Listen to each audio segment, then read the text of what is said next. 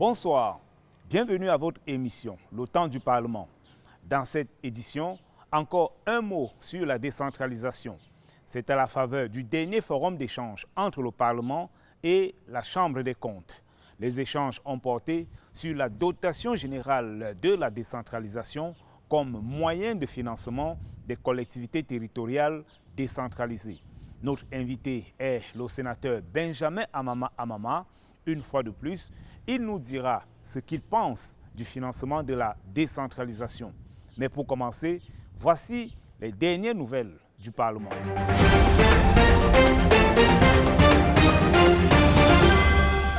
Rachel Yaoudam, actrice, animatrice, mannequin et enseignante d'anglais au lycée Paul Valéry à Paris 12, ici accueillie par les proches collaborateurs du chef de chambre de l'Assemblée nationale, est venue présenter au très honorable Kavaï Yegué Djibril un événement phare porté par l'association Sahel Héritage, dont elle est la cofondatrice.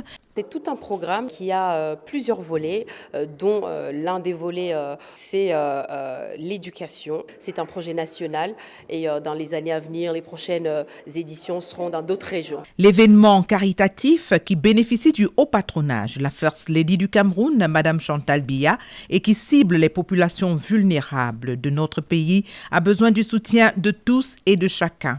Il nous a encore apporté son soutien dans ce projet qui est très noble. Le soutien du très honorable Kavaï Yegué Djibril, un acquis. C'est donc satisfaite que l'Étoile du Sahel a quitté le cabinet du président de l'Auguste Chambre.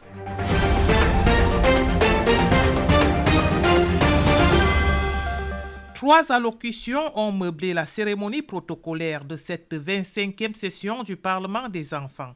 Le discours du représentant résident de l'UNICEF, celui du ministre des Affaires sociales et le discours d'ouverture du chef de chambre, le très honorable Kavaï Yegué Djibril. L'Assemblée nationale a toujours affirmé son engagement à soutenir le gouvernement dans la mise en œuvre de la politique de l'éducation. Le Parlement est ainsi disposé à légiférer sur la question et à vulgariser toutes les initiatives visant à favoriser l'égal accès à l'éducation de tous les enfants.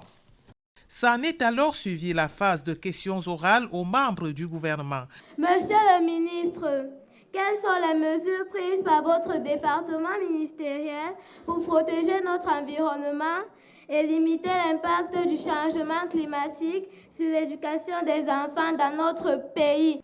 Le gouvernement de la République vient de prendre un important texte qui organise l'agenda climatique au Cameroun et qui crée un cadre pour la concertation de tous les acteurs qui doivent se mobiliser pour gagner la lutte contre le changement climatique.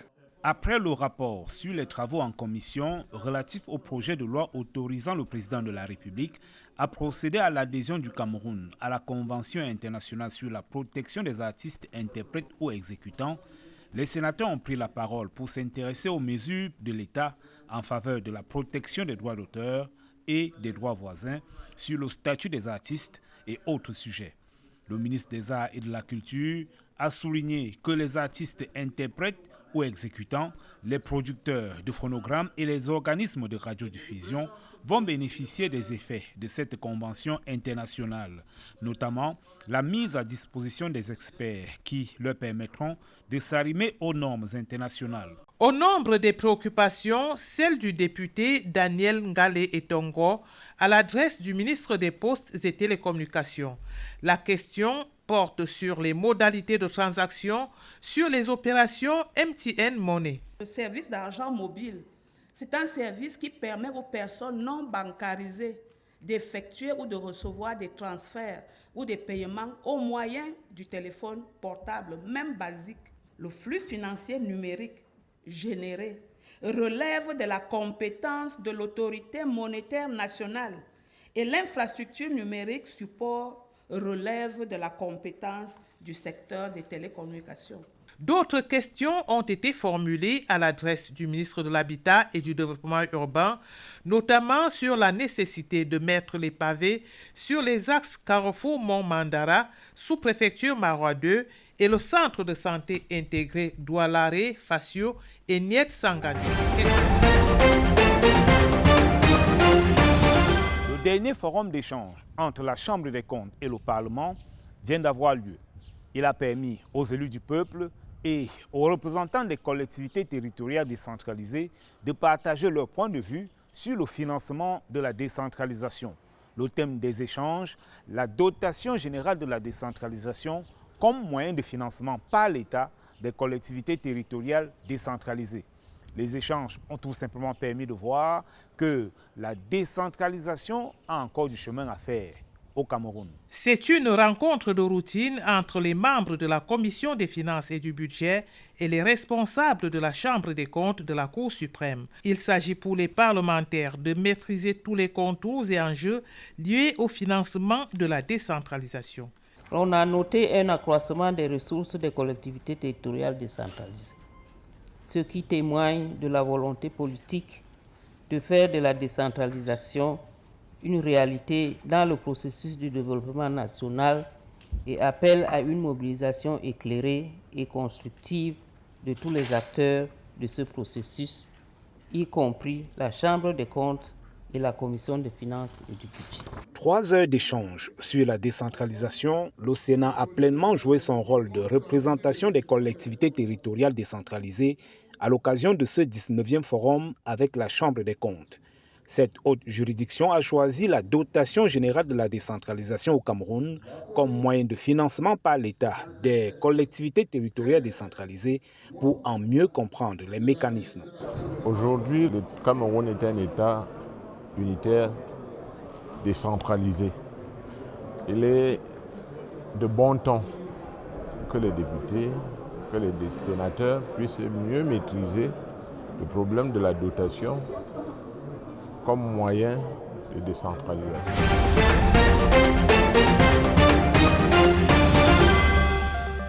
Nous recevons pour la 2e fois sur notre plateau le sénateur Benjamin Amama Amama. Il est sénateur de la région de l'Est depuis 2013, rapporteur général de la Commission des finances et du budget au Sénat. Dans sa riche carrière, il a été directeur général de l'École nationale d'administration et de la magistrature, conseiller technique au secrétariat général à la présidence de la République, chef de la division des affaires économiques et financières. Il a également été ministre de la fonction publique et de la réforme administrative. Cet expert financier est donc avec nous ce soir. Benjamin Amama Amama, bonsoir. Bonsoir Mathieu Camille. Vous êtes sénateur donc, de la région de l'Est, homme de terrain, vous êtes dans votre région très régulièrement. Alors, quels sont les constats que vous faites sur le terrain en ce qui concerne la mise en œuvre de la décentralisation?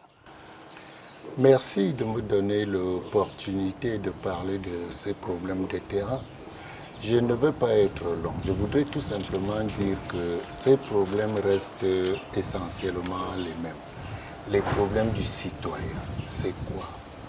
C'est l'école qui ne marche pas bien, c'est l'hôpital qui ne marche pas bien, c'est le manque d'eau, le manque d'électricité, le manque de routes essentiellement rurales pour acheminer les produits agricoles vers les marchés où ils peuvent être commercialisés. Est-ce que vous voyez ce lien sur le terrain entre les collectivités territoriales décentralisées et le Sénat? C'est une question délicate. Comment est-ce que je vois ce lien? La Constitution dit que le Sénat représente les collectivités territoriales décentralisées. Mais cette Constitution ne dit pas exactement comment s'exerce le lien entre, n'est-ce pas, les sénateurs et les collectivités territoriales décentralisées. Nous avons dans la loi des dispositions qui disent que les sénateurs participent aux travaux des conseils régionaux avec voix consultative. Tout comme nous pouvons aussi prendre part aux réunions des conseils municipaux. Mais il se trouve que généralement les conseils régionaux, par exemple, ne parviennent pas à nous inviter parce que ne disposant pas souvent de moyens nécessaires pour prendre en charge nos déplacements et notre séjour à l'occasion des 10 conseils. Donc nous ne participons pas assez régulièrement au niveau, n'est-ce pas, à ces séances de travail qui sont Le sénateur n'a-t-il pas suffisamment de moyens pour participer à ces travaux à ses frais? Il serait souhaitable qu'on nous les donne, parce que là, c'est un autre problème que vous posez, parce qu'il est essentiel que le parlementaire ait les moyens nécessaires pour assumer, n'est-ce pas, ses responsabilités. Et je pense que ce n'est pas toujours le cas. Il y a des régions qui sont très enclavées, il y a des sénateurs qui ne peuvent pas avoir un 4x4. Alors, s'il faut sillonner, quand il me faut aller à Yokadouma, ou à Angoïla, ou dans les Ngoura, vous savez, ce n'est pas une chose facile. En attendant les moyens, comment est-ce que vous vous organisez pour remplir cette fonction de représentation dans la région de l'Est? Il me semble que vous avez un cadre de concertation.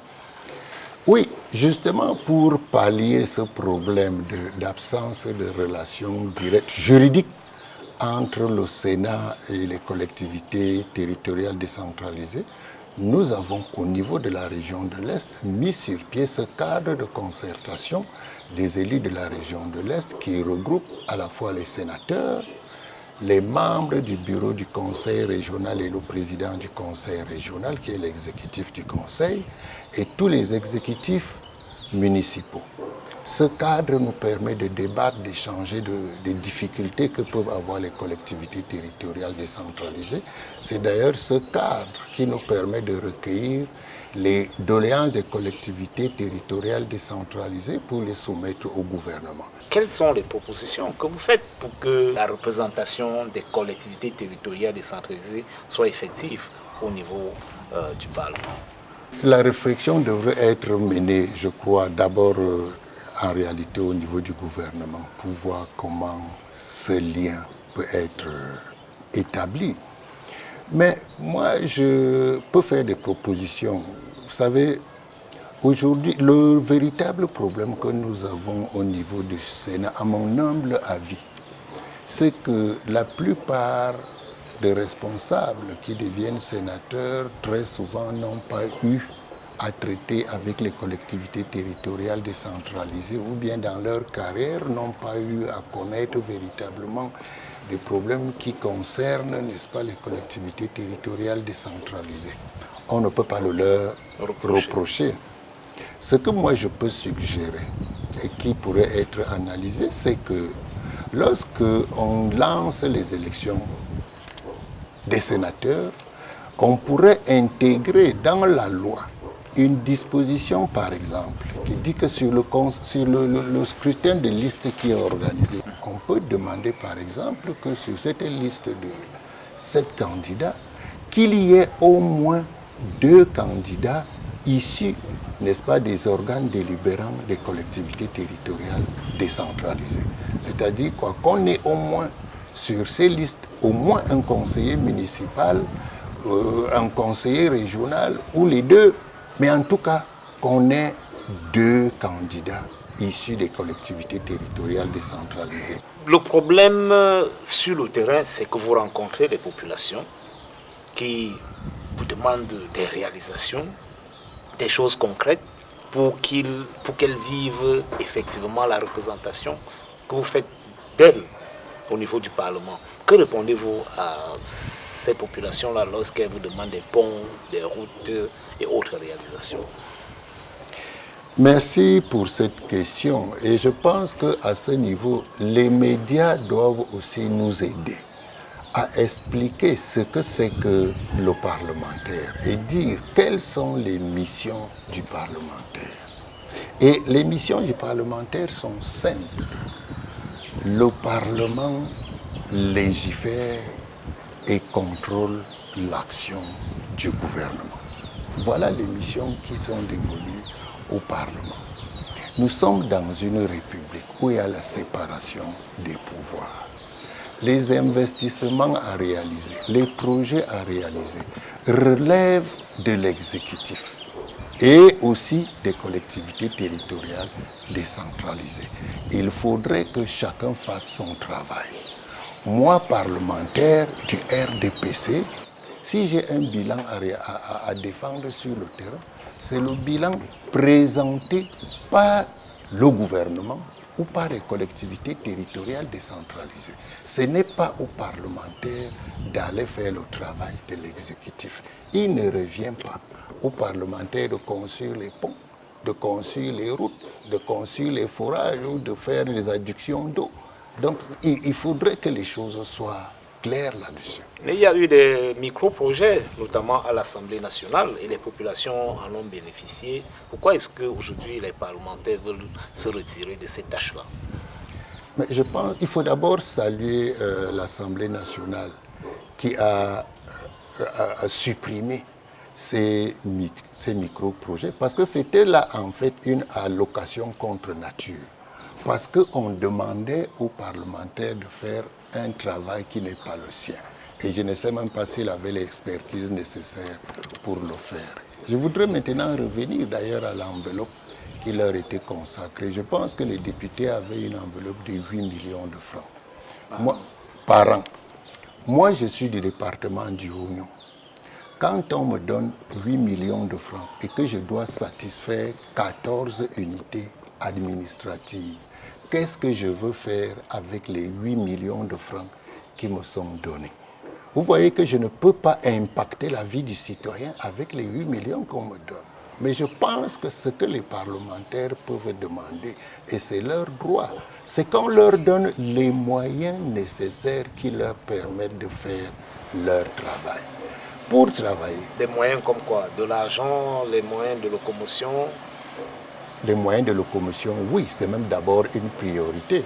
Un parlementaire devrait avoir au moins un bon secrétariat, un bon attaché parlementaire qui pourrait analyser les doléances présentées par les citoyens, aller dans les différents départements ministériels, chercher la bonne information et nous permettre, avant de poser les questions au gouvernement, de savoir de quoi il s'agit.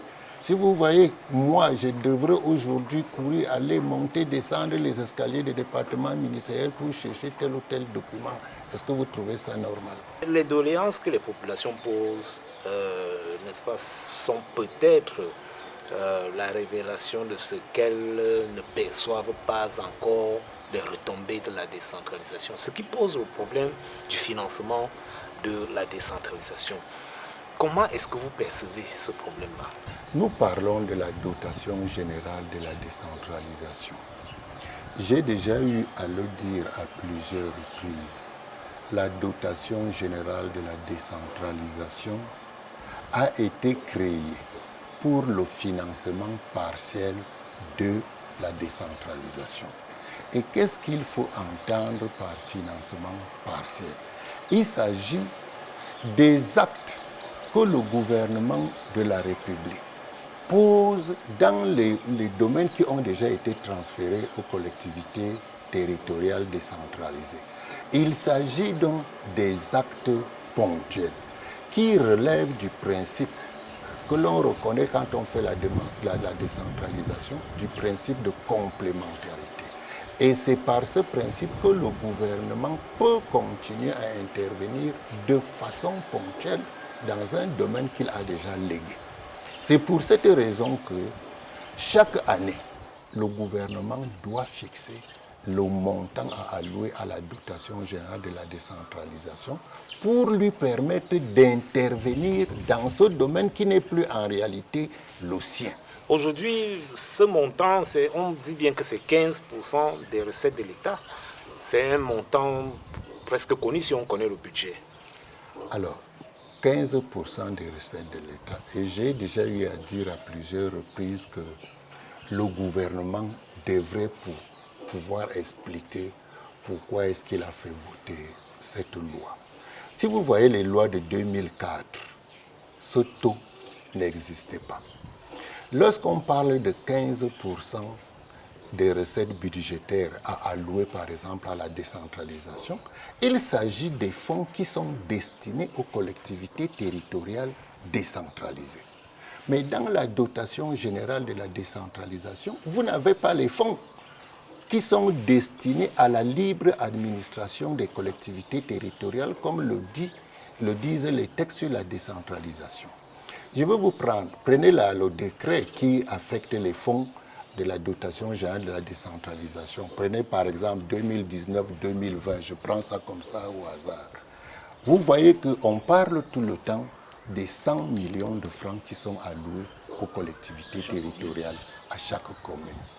Mais le même décret précise clairement que les projets retenus dans le cadre de ces investissements sont arrêtés d'accord partis entre les collectivités territoriales décentralisées, le ministère chargé des investissements et le ministère chargé de la décentralisation. Vous voyez donc que là encore, c'est le gouvernement qui choisit. Ce sont en réalité ces projets qu'il fait dans le cadre déjà, dans l'espace déjà légué aux communes. Montrez-moi les fonds que le gouvernement donne aux collectivités territoriales pour que ces collectivités puissent exercer les attributions et les missions qui sont les leurs. Il ne s'agit donc pas là de l'application du principe de la libre administration des collectivités territoriales, qui signifie que la collectivité choisit le projet qu'elle veut faire, elle choisit le lieu où elle veut faire le projet, elle choisit le moment où elle veut faire le projet. La deuxième chose que je voudrais vous dire, pour que vous compreniez, c'est que pour que l'on voit les réalisations faites maintenant par les communes, il serait souhaitable que le gouvernement débloque chaque année pour chaque commune, s'il s'agit de l'investissement par exemple, une enveloppe. Je dirais par exemple qu'aujourd'hui, avec les budgets que nous avons, le gouvernement peut logiquement donner à chaque commune, je me limiterai aux communes, une somme de 300 millions de francs pour les investissements. Et on dirait donc aux communes qu'avec les 300 millions, vous allez vous-même construire les écoles, construire les centres de santé, faire les adductions d'eau, faire l'électrification rurale, faire les routes, n'est-ce pas, communales, pour permettre l'évacuation des produits. Aider les populations à s'installer, parce que l'un des problèmes essentiels que nous avons aujourd'hui, c'est la lutte contre le chômage, la lutte contre la pauvreté, la lutte contre l'exclusion. Si vous donnez 300 millions de francs à chaque commune, sur les 360, ça ne fait que 108 milliards de francs par an.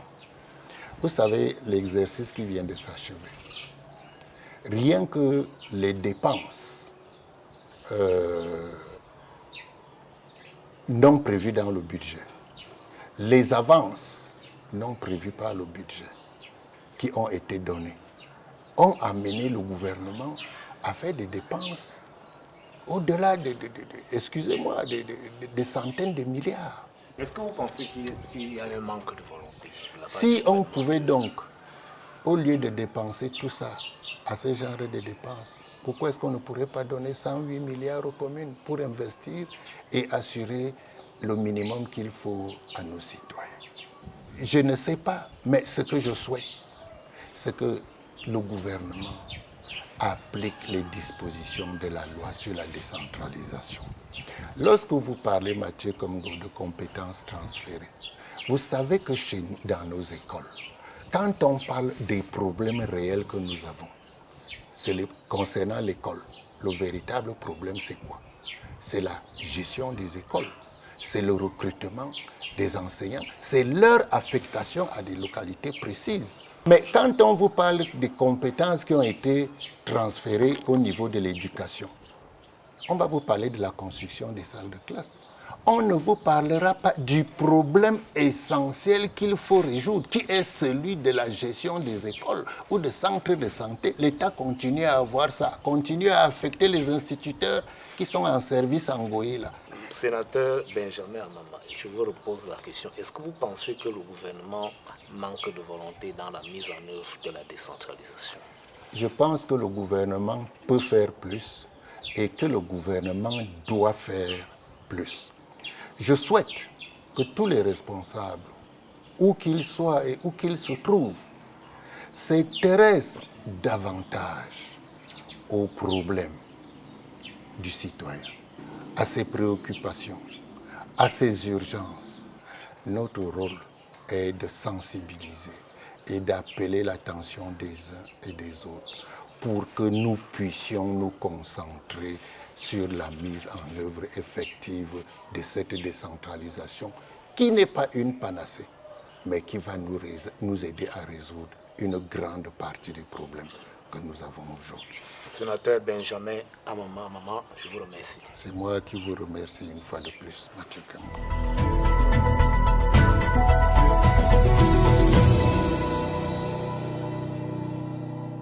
C'est ici que prend fin votre émission Le Temps du Parlement. L'émission est rediffusée le vendredi à 16h et sur CIA TV News dans l'après-midi. Merci d'avoir été des nôtres.